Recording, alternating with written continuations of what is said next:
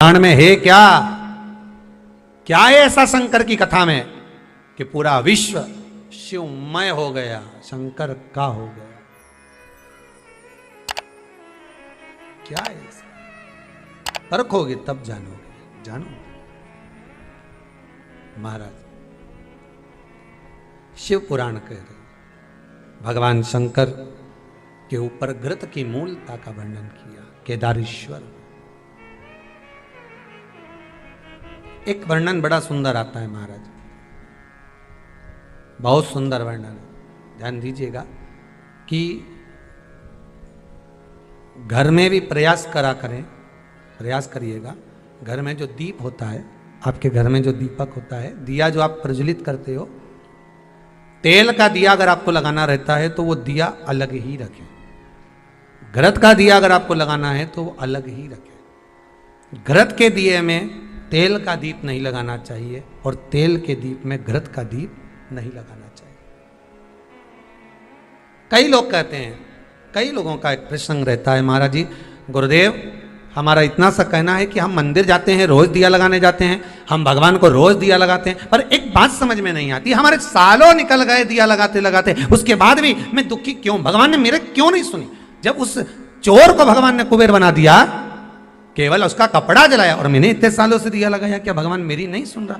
कारण हो सकता है तुम डब्बी तो घी की लेकर गई हो, बत्ती भी घी की लेकर गई हो, पर मंदिर में जो दिया पड़ा था जिसमें तुम बत्ती जला कर आई हो सकता है वो तेल की हो सकती है। कहीं ना कहीं हमारी गलती हो रही है, भगवान की तरफ से कोई गलती नहीं। भगवान तो हाला हजूर बैठा है तुम्हारा भंडार भरने के लिए, पर गलती हम करते हैं कि हम दिया नहीं ले जाते। हम तो मंदिर का दिया उठाया और वो घी का था कि तेल का था, अपन ने तो बत्ती लगा दी, नचित करा। पर पहले की माताएं कितनी चतुर होती थी, आटे का दिया लगाती थी कि वो दिया नया बनाओ, जरा सा आटा उसना है, रोटी बनी रही है, उसमें से दिया निकाला लगा दिया।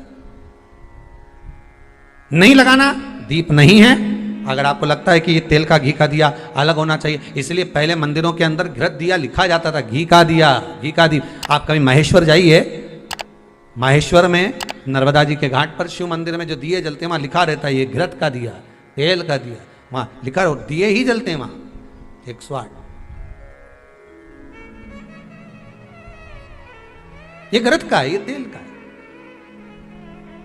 कई छोटी छोटी गलतियां हैं जो हम करते हैं और बाद में कहते हैं भगवान हमारा नहीं सुन। हमारी आदत है, दिया मांझ कर रखा, जो घी का लगाते आए थे, आज जरूरत पड़ गई कि तेल का लगा दिया, तेल का लगा दिया। अब तेल की बात मना नहीं, आपकी जैसी श्रद्धा आप लगाओ, तेल का लगा, तेल का लगाओ, घी का लगाना, घी का लगाओ, मन आपका, पर उस दिए में लगाओ जो अभी तक तुम घी का लगाते आए थे उसमें घी का ही लगाइए, जो तेल का लगाते आए थे उसमें तेल का ही लगाइए।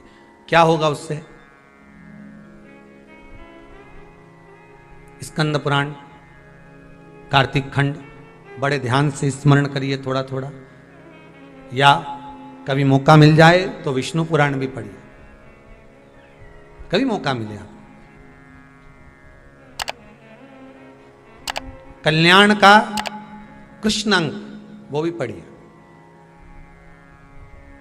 कभी मौका मिले तो, और उसका स्मरण करेंगे आप तो उसमें दीप का बड़ा बड़ा महत्व बताया। कौन सा दिया, शायद एक बार कथा में, पहले कार्तिक के महीने की कथा में हमने यहाँ पर व्यासपीठ से भी वर्णन किया सारे दीपों का महत्व, और उन दियों का फोटो भी दिखाया आपको कि इस दीप का मतलब ये होता है, इसमें ऐसा दिया लगना चाहिए, इसमें ऐसी बाती लगना चाहिए, उसमें ऐसा स्मरण होना चाहिए, बताया दीप महत्व।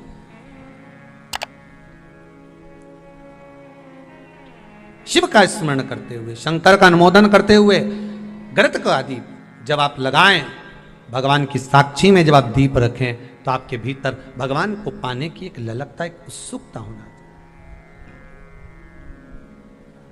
एक उमंगता हो शिव को पाने। समय आया, आगे चरित्र वर्णन किया भगवान शिव का।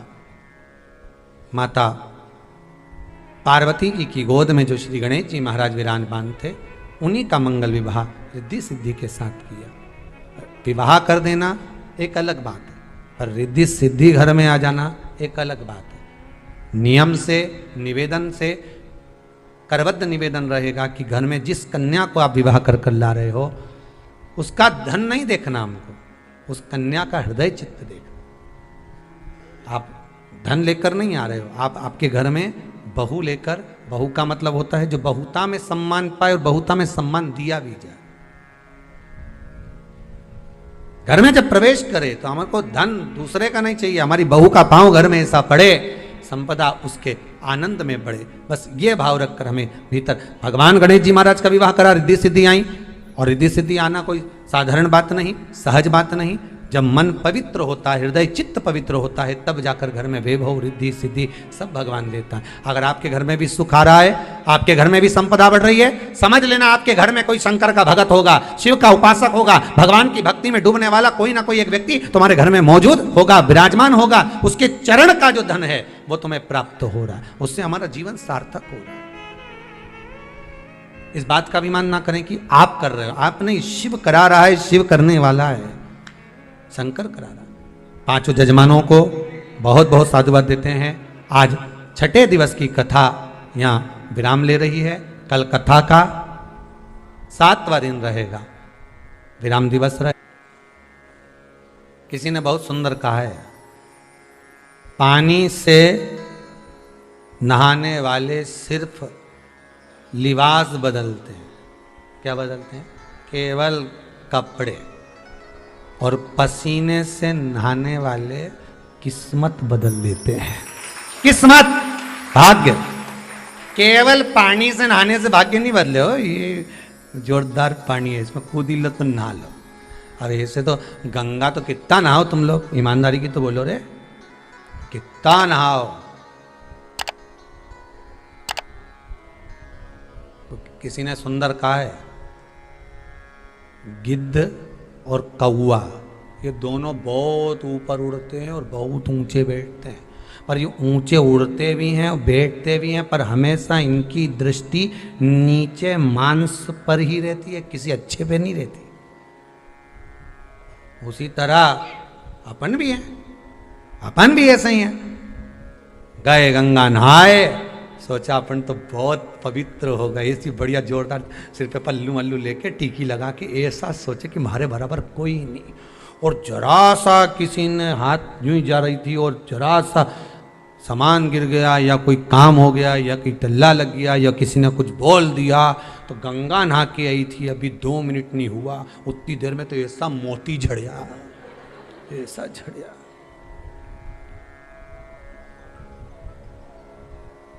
फिर किसी ने कह दिया तो गंगा नहा के आ रही, तो कम से कम अच्छे से तो बोल।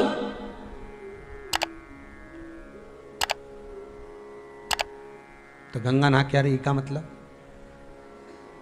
नहा के आ रही तो अच्छे से बोलूं।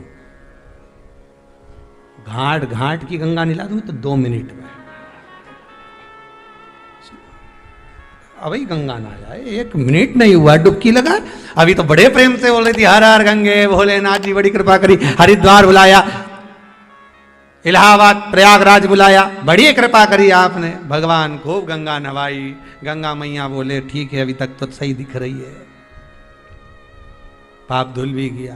पर शास्त्र कहता है ऊपर से नहाने से कुछ नहीं होगा, शास्त्र कहता है भीतर से गंगा का स्मरण करिए, आपको नहाने की भी जरूरत नहीं पड़ेगी, गंगा खुद तुम्हारे दरवाजे पर आ जाएगी। भीतर से स्मरण करिए, आप गंगा का भीतर से स्मरण करिए, शिव का। फिर कहेंगे दिया मंदिर में लगाओ ना लगाओ, अगरबत्ती जलाओ ना जलाओ, पर इतना जरूर